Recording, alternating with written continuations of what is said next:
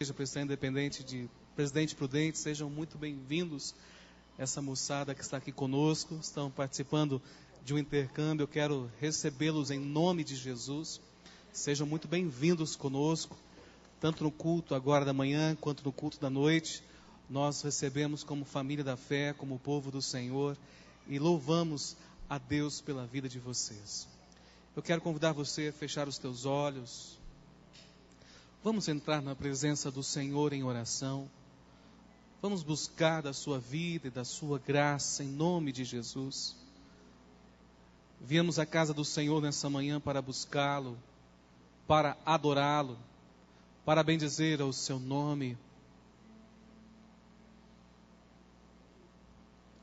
Ó Senhor Deus, em nome de Jesus, entronizado seja o Senhor nesta manhã.